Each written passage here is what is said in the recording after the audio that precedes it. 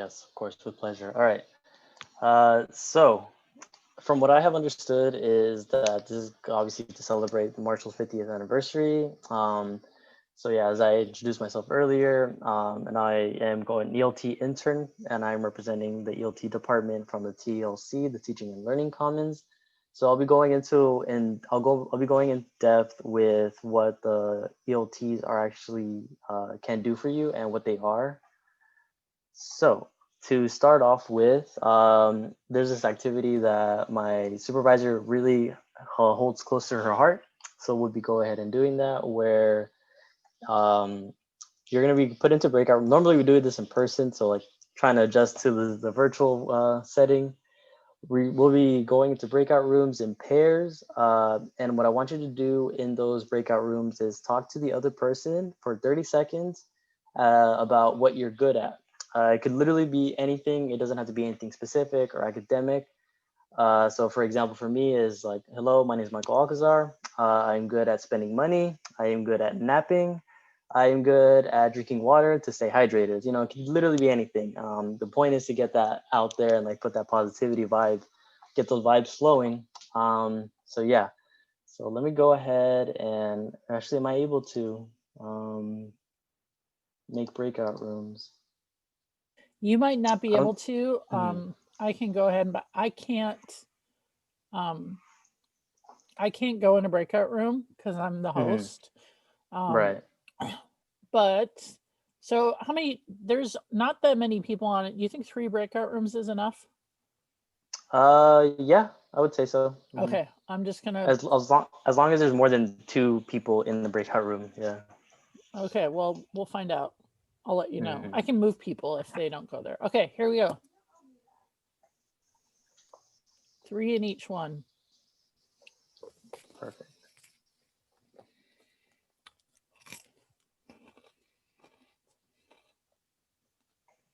Okay, so let's see.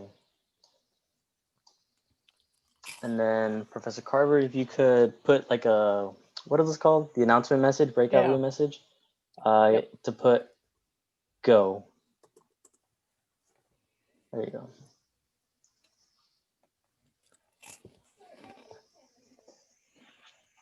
Yeah. So there's 2 in the rooms that you're supposed to be in.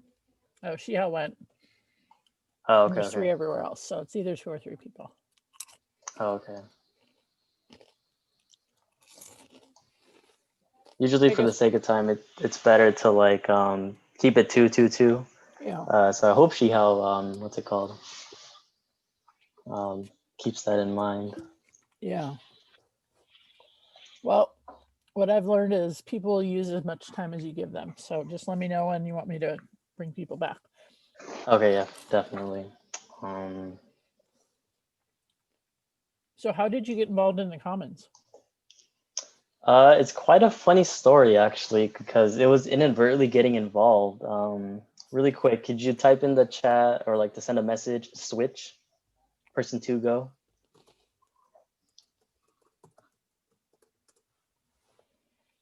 Okay. Yeah, so the way I got involved with the Commons was during the summer, there's a program, well, at least there was, called the Triton Sophomore Scholars Program. And that's how I got involved with the TLC because we were kind of forced to go to tutoring. But for me, I was like, well, I mean, in the end, it's going to help me. So I never really complained much about it. But then I found out about the CCR, which obviously is to highlight your extracurricular activities. And I did something in the summer of 2018 in the lab or like in this program about learning about cancer disparities. And I was like, this isn't on the CCR. So like I went through the process of getting that approved and now it's something on the CCR. And so, yeah, they really liked my enthusiasm with the CCR and like the ELT. And so that's pretty much how they brought me in. I'm going to tell them to have the 3rd person go, right? Yeah, yeah. Well, that's cool. You should be involved in this. This public health initiative is all about health disparities. Yeah, that was actually my next question I was going to ask, like just so I have a good understanding. So like each student or like group is doing like a project or like a thesis It's where going they to investigate. Yeah, I mean, it's going to depend on how many people we have actively involved. We have a range. So some weeks we have more people than other weeks, but we record everything. Okay. Sorry, my cat is literally climbing the screen door. So it's okay. So ideally they're all group projects, but we'll have as many projects as we have people with interest.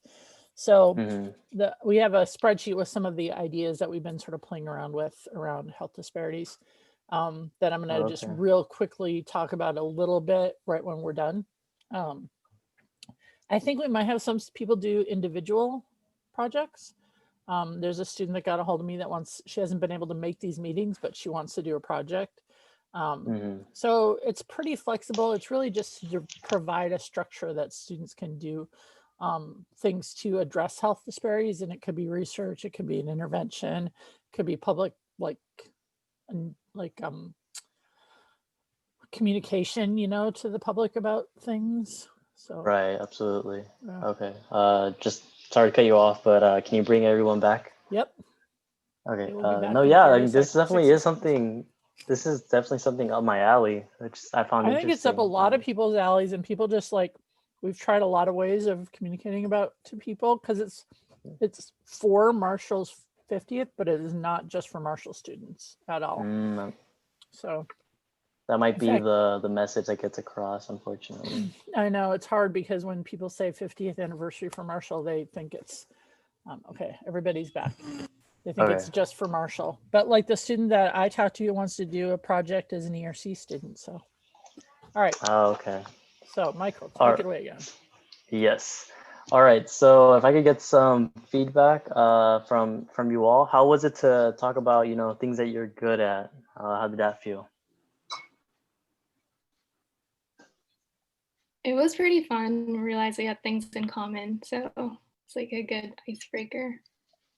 Absolutely. If I could get one more comment about how that went, and how anything you learned about the other person that you found interesting.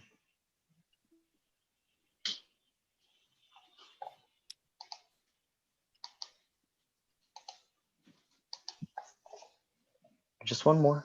If not, Shihao, what did you observe?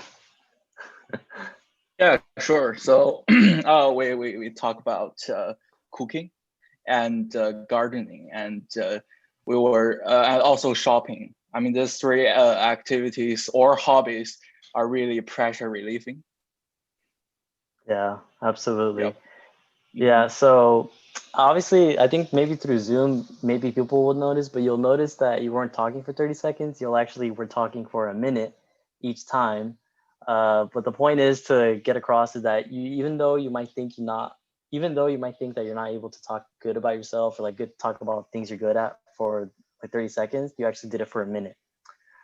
So something to keep in mind, something I like to think about a lot, just because I feel like we sometimes underestimate ourselves a lot.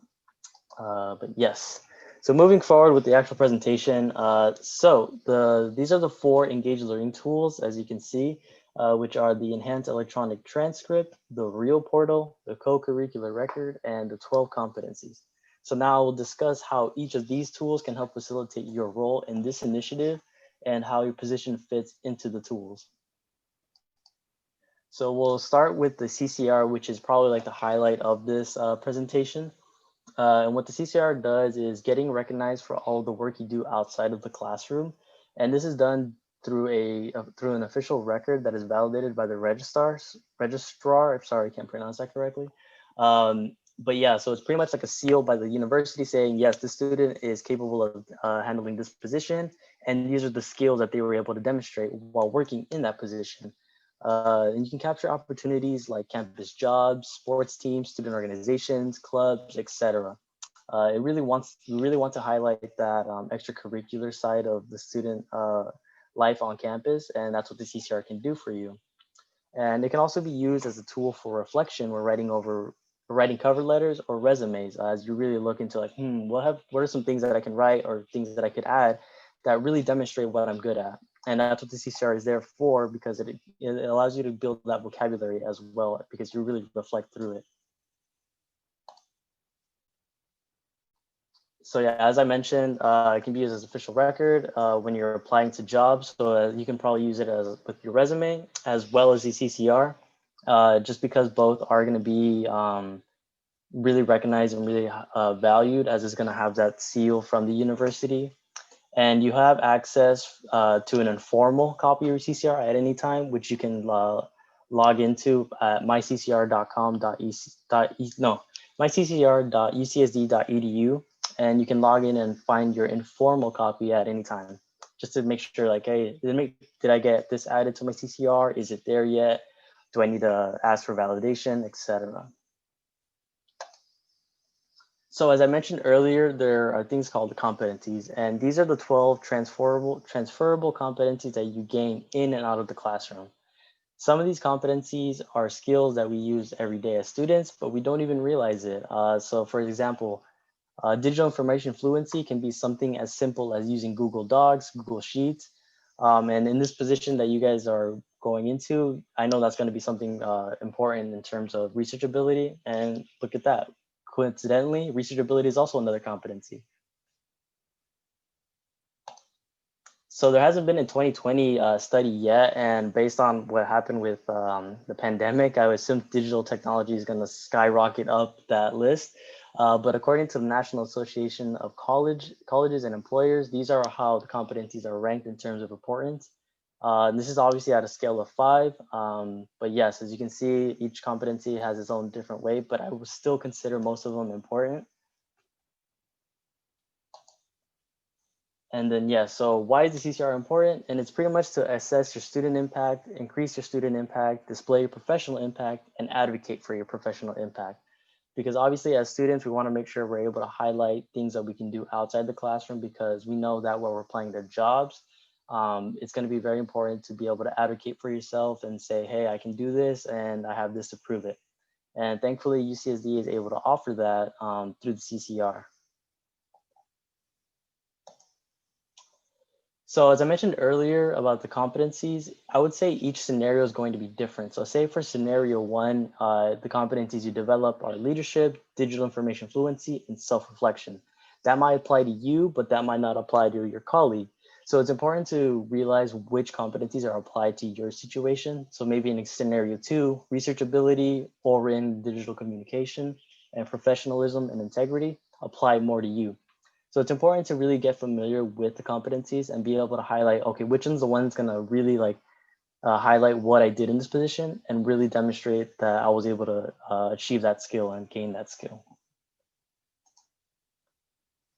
So yes, so to complete the CCR validation, you had to pretty much put the requirements that were needed to be validated on CCR. So like next time, if this opportunity presents itself in another year or in another 10 years, 5 years, for example, what requirements will be needed for students to be able to get CCR certified again in that case, if that makes sense.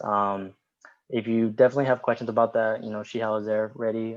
But yes, this is pretty much the way, like, you need to make sure you achieve 30 hours of this, what's it called, of this opportunity, and then that guarantees that you will be certified. So as I mentioned, myccr.ucsd.edu is the website that you can use to get either informal copy of your CCR, add a position to your record, or even check other opportunities that you may have done. So say you were on the sports team while during your time here at UCSD, you can definitely go back and add that. So yeah, as I mentioned earlier, the CCR is not limited to just things academically or research. As you can see, there are different colleges programs that are available, community-based and global learning opportunities, sports teams, handshake, etc. So hopefully from my presentation, you have understood a simple fact that your work on campus creates a massive impact, and you deserve to be seen and validated for all the hard work each one of you does to make UCSD a truly unique experience for every student. By acquiring validation on your CCR, not only does this provide recognition for all your hard work from our school administration, but also allows you to recognize and reflect on your hard work. So with that, I'll wrap up the presentation. And if anyone has questions that did not get answered yet, I can go ahead and answer them. But without further ado, thank you so much. So Michael and Xiao, I know that we have some activities that are sort of pre-validated, right? So like in Marshall, students who participate in the Marshall Mentor Program who do enough hours, sort of automatic, like I'm in this program, and then somebody validates that you did the number of hours. So this is something that doesn't have that yet. Can students submit their own activities and say, I did this, and I have, you know, my provost or whoever will, you know, vouch for the fact that I did it, and then they can still get CCR for it? Yeah, absolutely. So the way that works, since you folks will be most likely working with a new opportunity, the way to get that CCR approved is by having the faculty member or some administrative position submit that form for you. And pretty much the way you can do it is the student can draft everything like, okay, these are the competencies I demonstrated. And then you just submit that to your faculty, and then your faculty submits it to us. And that's how you get CCR approved. Great. Does anybody else have questions?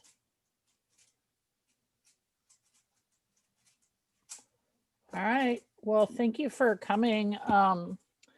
You're welcome to stay. I know that Michael and I were talking during the break, and I think he should stay because this actually seems like something that's right up his alley. I'm going to show you really quickly a couple of things. Well, maybe just one thing. Maybe not one thing if I can't find the one thing. Hold on a second. I am possibly the worst when it comes to managing Zoom. I'm getting there, but it's so much harder than you would think it is. All right, where is it? Okay, so can you guys all see this? So this is the document that I started after 2 weeks ago for the various topics that we talked about. And then I have this little poll that I did. Not that many people responded to the poll, but I will tell you that COVID related stuff and migrant health were the things that people were really responding to the most. So thinking about where to kind of go next, those are some topics that we could start thinking about when we're thinking about projects to do next quarter or to start doing next quarter. And the other thing I was talking to Michael about is that we can all work on one project, or individuals could work on something, or we could have smaller groups and do things that people are especially interested in. So Pamela's organization works with migrant health, right, Pamela? Yeah, so I'm excited to hear what you have to say, because I think that's something many people are very interested in. It was ranked near the top for everybody who responded, which was not that many people, but it was also the first thing that came up a couple of weeks ago. So if you haven't had a chance to vote, you should vote. We'll come back to this stuff later in the quarter, or possibly next quarter. There are just two other things that I wanted to talk about really briefly. And actually, oh, thank you, Shibangi. Actually, I think maybe it's timely to have Pamela go ahead and go next. Pamela, I'm going to make you a co-host so that you can present. And I will stop sharing my screen because the other stuff that I had to talk about is on a slightly different topic. So why don't you go ahead and tell us about your project? Perfect. So I'll go ahead and get started. My presentation doesn't have a lot of words. I know you guys have been doing a lot of Zoom lately with school, so I've tried to be mindful of that. So I already mentioned, of course, my name is Pamela. I recently graduated earlier this year in June. I majored in sociology and I minored in international migration. And before I get started on my project, I'll just talk really briefly about what my involvement was at UCSD. So I did quite a few things, but I think the ones that are most relevant to us, I was a part of the Mexican Migration Field Research Program for both years from 2018, 2019, and then 2020. Is anyone familiar with that program, or should I briefly touch on it? I Katie, think it'd be good to know about it. would you like to say a few words about the program, Katie? I was just saying, I think you should go through it. That's why I was nodding. Sorry, I haven't been involved, but I have heard of it, but I don't know much about it. So the Mexican Migration Field Research Program is a unique binational project between UCSD and the UABC, which is a big university down south in Tijuana. And essentially what we do is we go to different migrant shelters all over Tijuana. There's 5 primary ones. And we interview people. We interview people about their stories, what they're going through, what their hopes are, what their barriers have been with deportation, with seeking asylum, or with reintegrating, which in international migration, like sociology speak, the integration mostly refers to the point in which someone who has been deported or someone who has been denied decides that their next steps will be just to reintegrate in the society that they're in, the community that they're currently living in. So reintegration in Tijuana often looks like folks who are deported. They realize that the idea of coming back probably isn't very feasible. And so the reintegration process now is a matter of, well, where am I going to live? Where am I going to find work? And am I going to start a new family?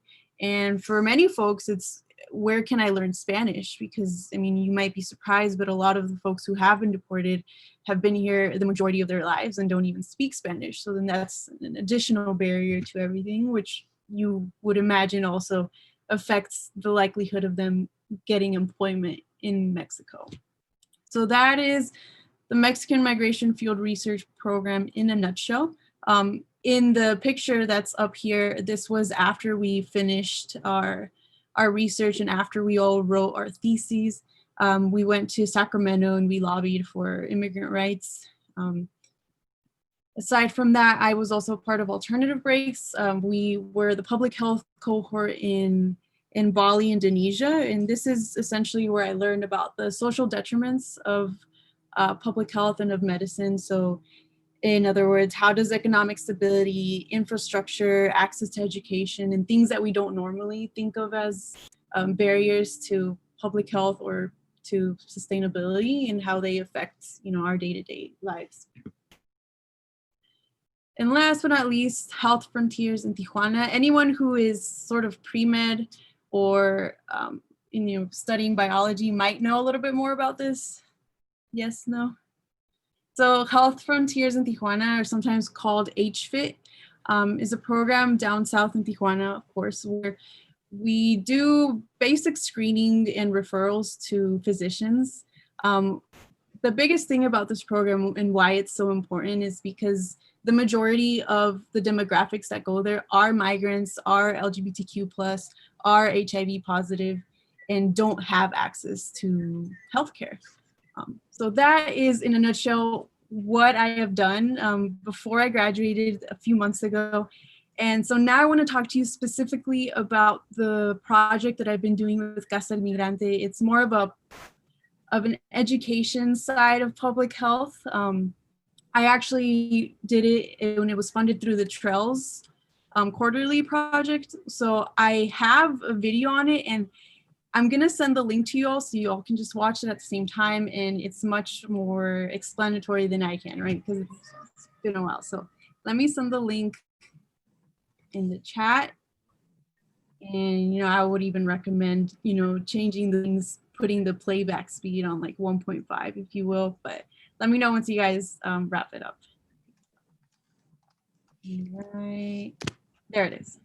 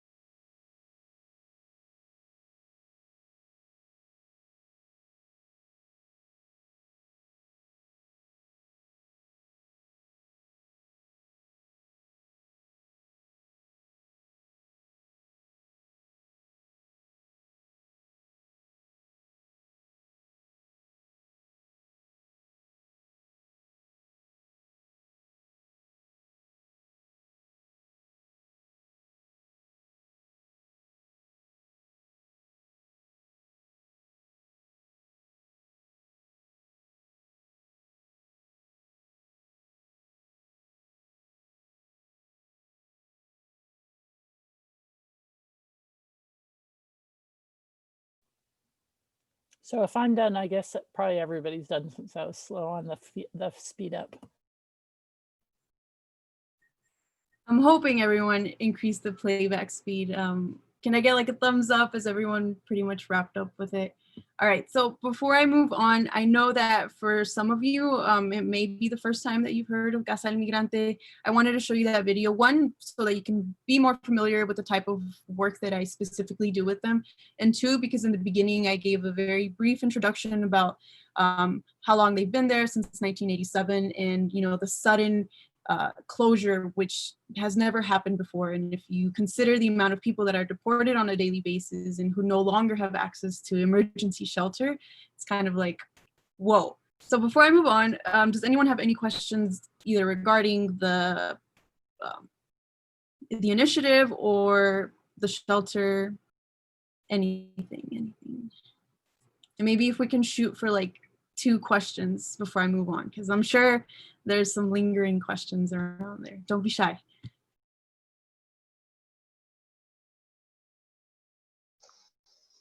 So yeah, I have a question. So for this program specifically, was it mainly because you wanted to address this like area of interest, or like this area of like demand, or was it just mainly like something that was on the time by time basis, like, oh, at this point in time we got to focus on this, and then later we focus on this? That's an awesome question. Yeah, so when I was accepted into the Trolls program, and I was just kind of, I guess I should mention it's important that I already had those point of contacts. I was very familiar with the staff that's working there, so that relationship was already kind of established there, and that trust and rapport. So there's that. But secondly, I wasn't really sure what direction to take this initiative, and so I just asked, like, what do you guys need right now? And I didn't expect to be doing sort of like English classes or enrichment programs. Like, that's the last thing on my mind. That was on my mind, I mean. But that's what they needed, because with the closure of schools and the closure of volunteers being able to come in and out, suddenly the kids were just locked down 24/7, no school, nothing. So it's like, what we need right now is some like enrichment program. So it's okay if you're not a teacher, but I just so happen to have training in tutoring and education, so that was sort of like a cherry on the top. But yeah, Michael, really good question. I just decided to pursue that because I asked the community what they needed, and so I just delivered that. Anyone else? Could we get one more? I had a question. How did you make the contacts? Great question too.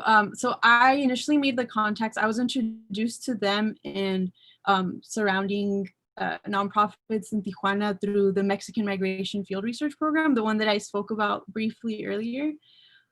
So one of the things of that program is that we would go there and we would live in the shelter for a week. And then once we would come back, we would visit every Saturday and Sunday. Right now, I'm not sure what MMFRP is going to look like with COVID. I imagine that they're going to be doing more of a virtual setting. But I wouldn't let that discourage you from, applying to MMFRP or pursuing volunteer opportunities online, because this program, it was completely online and completely over Zoom, and it's definitely doable. So I wouldn't let that discourage you if you are interested. Any other burning questions, or we good? All right. So before I move on, I wanted to ask you guys, I guess I have a question for you all. Could you guys, kind of a ballpark estimate, tell me how many people do you think were deported in 2019? And you can type it in the chat if you are feeling shy. How many people, ballpark? Sounded like Aria was on the verge of saying something. I don't know. I'm just gonna throw out a number like 50,000 or something. I was gonna Maybe. like 75,000, something like that. Okay. Let's get one more figure out there. How many people were deported from the United States in 2019? See, Katie said 100,000. All right, so I gathered this info from ICE's, they publish a report every year. So in 2019, 267,258 people were removed from the United States. Rather big number, but there's something I want you to consider too. With that big figure, when people are deported from the United States, it's not like they all get sent to Mexico, right? People get deported to different places. So of that number, and I'll type it in the chat real quick, 267,258.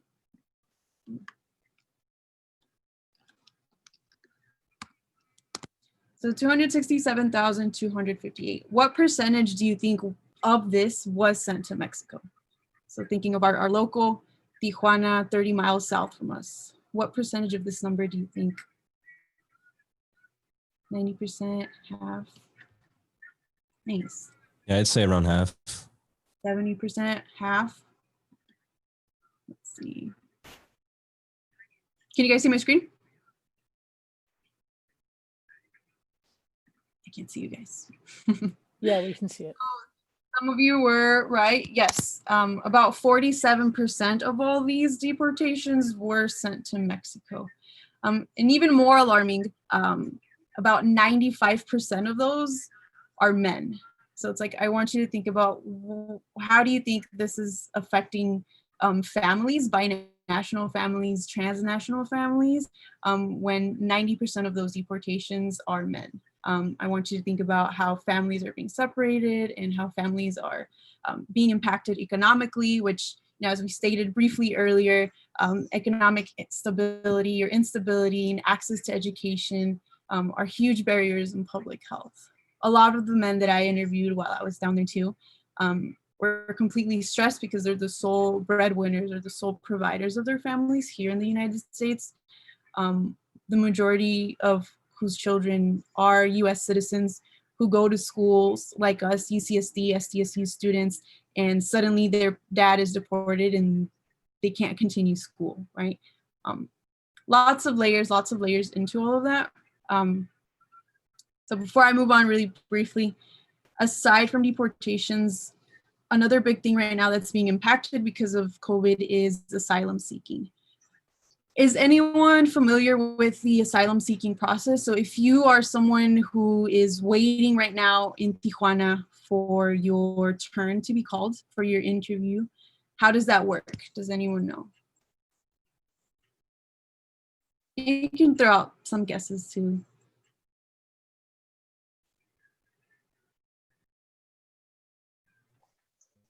I'm not 100% sure, just because I feel like the last time I heard about this was a while ago. But I think it's like on an interview process, obviously, but I think it might be based on need. So like obviously maybe how many members there are in that particular family, maybe how long they've been without shelter, maybe as well. But yeah, those are my guesses. Definitely right, Michael, in that there is sort of like a hierarchy of needs after the interview process, which decides whether or not asylum will be approved. But if I backtrack a little bit and I focus on how you even get that interview in the first place. So with asylum seeking to the United States, you would think that there's something more official, I guess I should say, right? The reality of it is that there's literally a little table, like, you know, the plastic ones that you fold up, you know, that you can take to the beach or something. There's literally a little table right by the border and someone sitting there with a composition book. And there's a huge line that forms every single morning. The people who are waiting in line write their name in the composition book and they're given a number. Like, okay, you are number 6,238, right? ETA, you'll probably get called, I don't know, 4 months from now or something like that, right? It was so kind of, I don't even know what the word is. It's just like not official, just like a composition book at the border, right? Like, what if that person would lose the composition book on their way home or something like that, right?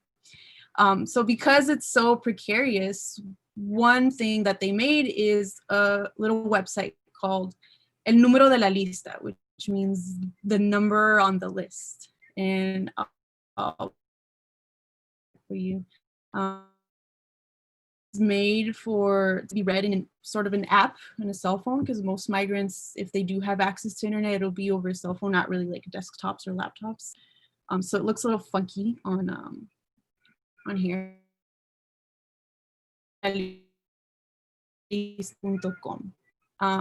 Does anyone read Spanish, understand Spanish? Basically what it says right here is, there are no numbers right now. We do not know when it will be reinstated. ¿Dónde están los números? Where are the numbers? It essentially says, be aware, the border is closed and we will not be calling out numbers. We do not know when this will change. We will announce it once we have more information or something changes. So imagine being a migrant right now. You arrive to Tijuana and, you know, COVID hits. It already takes anywhere between 4 months and a year to even have your interview, let alone, you know, hear the news. Which, spoiler alert, the majority aren't approved. And now they're not even taking numbers. So it's really frustrating. And I wish I could sit here and tell you that I know what's gonna happen or what the news is or what's going on in terms of like government policies being enacted. I literally don't know. And neither do the people who are like on the ground working over there at the shelters right now. Yeah, any questions before I wrap things up?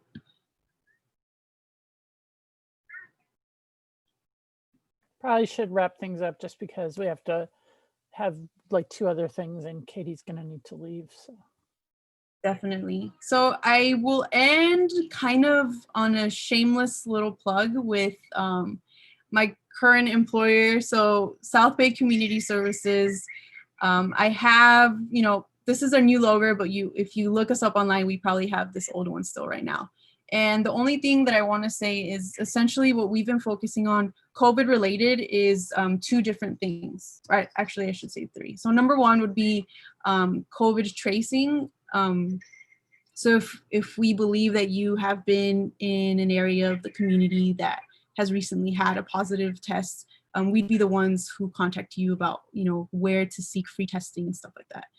The second thing, which is what I'm more excited to share with you, is that one of the things that we're focusing on is food relief. So every Tuesday, Wednesday, and Thursday in Castle Park and in Loma Verde, we're hosting food distribution centers, and we're actually really short on volunteers. So I'll definitely share that information later with Leslie so that Leslie can pass that around. But if anyone's interested, we do need a lot of volunteers in food distribution. And lastly, because I am working full-time right now, I've recently started fading out the sessions that I have with Casa del Migrante. So if anyone who has a background in sort of tutoring or working with children or working with children through virtual platforms, please get in touch with me. And even if you're not, but you have like a genuine interest or passion, I mean, I'd be more than happy to, you know, train you or whatever, give you some pointers on how I've been able to run the program. Other than that, I think I'll wrap things up now, Leslie. I do want to be conscious of your time. I'll leave my email right here if anyone wants to contact me. Great. Thank you so much, Pamela. That was really exciting and great work. And I'm glad that you got a Charles for it. So just a couple of things quickly. I want to introduce Emily Louie, walking on her treadmill, her treadmill desk. So Emily is with the Center for Student Involvement, and we talked a little bit about this set of projects, and hopefully we can get some help from Emily on some of the things that we're hoping to plan for next quarter. Emily, I don't know if you want to say anything, but you are welcome to if you'd like to. Yeah, I mean, first off, I wanted to say, I know Pamela from Alternative Breaks, which is a program that I run.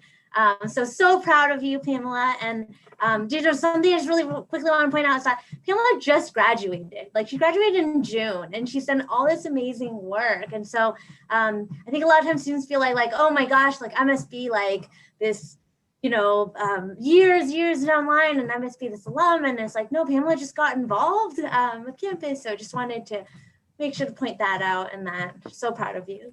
But I work at the Center for Student Involvement. My normal role is to oversee national and international service along with our social innovation projects, which is how I know both Pamela and Ivy from the Alternative Breaks program. But I do have a wealth of experience in developing service projects. And so happy to be a part of this group. And I certainly have many connections in the community, and also some ideas of projects and needs that I know are already existing in multiple communities. And so happy to be a part of this. Great, thanks, Emily. So just really quickly, the next big thing on our calendar is our organization fair, which is supposed to be early winter quarter. So this is, if you will remember, if you were involved early on, we are going to have a 2-hour fair where we have student organizations and then also community organizations that address health disparities, do a virtual fair to inform students of what they do and how you can get involved. I'm really hoping that we can get good attendance at this. So in order to do that, I need some serious help. So I know that Emily has a lot of contacts in student organizations. So I'm hoping that sort of between Katie, Ivy, and Emily, we can get moving on organizing that. And Katie, I don't know what your bandwidth is. I know you're involved with several thousand things, but do you think you might be able to help with that? Yeah, I think I can. I can definitely get it out to all of TMCSC and then have them hopefully contact, like I know a lot of RAs that could possibly contact residents. Mm-hmm. I'm also involved, I actually just joined a sorority, so I can bring this up to them, honestly, because that's campus wide. Mm-hmm. So I guess that's an option. Yeah. And then I've been involved with Marshall Palooza, LC3. I can contact everyone I know from that. Uh-huh. I have dean's interns. I'm the senior dean's intern, so I can contact them. Right. But yeah, I can definitely get the word out, post on a bunch of Facebook pages as well. Yeah, I think the biggest thing, that's really, really helpful. I think the biggest other thing we need is just somebody to help us line up the organizations and put together the structure of what it would look like. And Emily just posted a bunch of student orgs, or the link to all the student orgs, in the chat. So it's really, we need a little bit of legwork to get people to talk to people in these organizations and ask them to be involved in this and to set up a structure for it. So I'm hoping I can count on some of you folks to help with that. Yeah, okay. Or find somebody who can. Katie, I know that you have like 4 different roles. So, so even if you just know somebody who might be willing to, or if anybody else is interested, please let me know. And then the other thing I wanted us to check in about is that for week 9, we have a meeting of this group on the books for week 9 at this time. But when we first talked about it, it's really a sort of sum up what we've done for the quarter and celebrate type meeting. So I wanted to just find out if people think we could meet. Can we use that for something else? Are you interested in having sort of a celebration? Because it's not super well defined what we would be doing. And so if people's time is better spent just sort of checking in on the spreadsheet that I made, we can do that as well. So does anybody have any thoughts or opinions on that? Or could we use it maybe to start planning that fair? I would be available, and I think we could definitely start planning that fair, and then also work on, discuss all the projects we've been putting up on the spreadsheet and the contacts. Maybe split up roles of the actual making the contacts over the end of winter quarter over the end of fall quarter, so that we're ready to go winter quarter. Yeah, I think so too. I think there's a lot of organizations, not wasn't in our original plan, but I think we're actually ahead of the schedule a little bit because we had talked about a lot of the like proposing projects happening winter quarter, but I feel like we're almost ready to start thinking about doing that. So we could get a little ahead of the game. People okay with that? Okay, then I'm going to keep it on the books for next, for week 9, 2 weeks from tonight, which is my birthday. So we're going to have a birthday party too. That'd be wonderful. All right, any other ideas, topics, things that I forgot to mention? All right. May I say one more thing before we go? Yeah. So I'm gonna add to the chat here a link. So on November 27th, there's an event where several shelters in Tijuana are going to be presenting different things regarding the asylum rights movement and the Black Lives Matter movement specific to migrants in Tijuana. So if you guys are interested in learning more, I really recommend RSVPing. It's free. A lot of the directors from the shelters are going to be there. Abigail Andrews, who's the director of MMFRP at UCSD, is going to be there. And it's really a really cool opportunity to learn more about everything that's going on. And secondly, and lastly, I know it can be kind of hectic right now thinking about the future, especially those who are preparing to graduate. So if you want to reach out to me even about like how I, just suggestions for like cover letters or how I found a full-time job in community development work, I'm more than happy to help for real. So the offer's out there. Thanks much, Pamela. I appreciate that. All right. Night, oh, one more thing. If you're not already planning on it, please think about attending our 50th anniversary event with John Marshall tomorrow.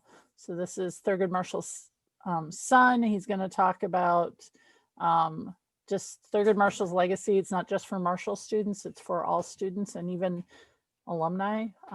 So I hope people will show up for that. I'm excited to talk to him. All right. Good night, everybody. Bye, good night. Good to see you all. Thank you. Thank you, everyone. Take care. Bye. Thanks for coming, Emily. Of course, no problem.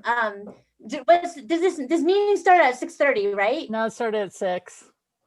Oh my gosh, I had it in my calendar for 6:30. I'm so sorry. So the I was first like, 20 minutes was a presentation from the CCR and Okay. then Pamela. So you didn't actually miss much that you probably don't already know. So okay, all right. Perfect. Well, I'm happy. I'll definitely put it on my calendar. I was speaking like, oh, did I come late? yeah, sorry, it might be my fault too. No worries, no worries. All right. right. Well, have a good night. Thanks, you too. Night. Bye.